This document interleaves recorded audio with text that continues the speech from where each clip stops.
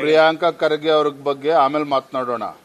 ಇವತ್ತು ಪ್ರಮುಖವಾಗಿರ್ತಕ್ಕಂಥ ವಿಚಾರ, ಇವತ್ತು ಮೈಸೂರಿನ ಮೂಡ ಹಗರಣ, ಇಂಥ ಬ್ರಹ್ಮಾಂಡ ಭ್ರಷ್ಟಾಚಾರ ಇವತ್ತು ಬಯಲ್ಗೆಳೆದಿದ್ದಾರೆ ಸ್ನೇಹಮಯಿ ಕೃಷ್ಣ ಅವರು.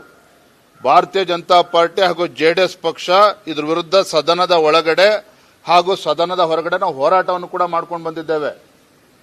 ಈ ಕಾಂಗ್ರೆಸ್ ಸರ್ಕಾರನ, ಮುಖ್ಯಮಂತ್ರಿಗಳನ್ನ ಒಂಟಿಗಾಲಲ್ಲಿ ನಿಲ್ಲಿಸ್ತಕ್ಕಂಥ ಕೆಲಸ ಮಾಡಿದ್ದೇವೆ. ಬಂಡತನ ಬಿಟ್ಟು ಮುಖ್ಯಮಂತ್ರಿ ತಮ್ಮ ಸ್ಥಾನಕ್ಕೆ ರಾಜೀನಾಮೆ ಕೊಡಬೇಕು.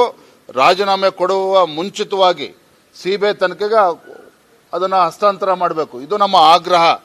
ಇನ್ನ 10 ಕೋಟಿ ಏನು ಕ್ಷೇತ್ರಕ್ಕೆ ಏನು ಬಹಳ ಉಪಕಾರ ಮಾಡ್ತಾ ಇದ್ದಾರೆ ರಾಜ್ಯ ಸರ್ಕಾರ.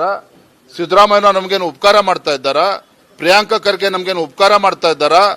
ಇವತ್ತು ಶಾಸಕರು, ಮೊದಲ ಬಾರಿ ಗೆದ್ದಂತ ಶಾಸಕರು ಇರ್ಬೋದು, ಎರಡನೇ ಬಾರಿ ಗೆದ್ದಂತ ಶಾಸಕರು ಇರ್ಬೋದು, ಅನೇಕ ಶಾಸಕರು ಇವತ್ತು ಹತಾಶರಾಗಿದ್ದಾರೆ. ಇವತ್ತು ಸರ್ಕಾರ ಬಂದು 2 ವರ್ಷಗಳಾಗಿದೆ, ಶಾಸಕರಾಗಿ 2 ವರ್ಷ ಆಗಿದೆ.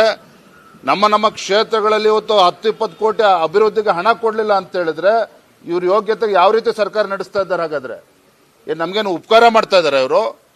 ಕರ್ತವ್ಯ ಇವತ್ತು ರಾಜ್ಯ ಸರ್ಕಾರದ್ದು ನಮ್ಮ ಕ್ಷೇತ್ರಗಳ ಅಭಿವೃದ್ಧಿಗೆ ಹಣವನ್ನ ಕೊಡಬೇಕಾಗಿರ್ತಕ್ಕಂಥದ್ದು ಕರ್ತವ್ಯ. ಉಪಕಾರ ಮಾಡ್ತಾ ಇಲ್ಲ. ಅದನ್ನು ತತ್ಕ್ಷಣ ಬಿಡುಗಡೆ ಮಾಡಬೇಕು ಅಂತ ನಾನು ಆಗ್ರಹವನ್ನು ಕೂಡ ಮಾಡ್ತಾ ಇದ್ದೇನೆ.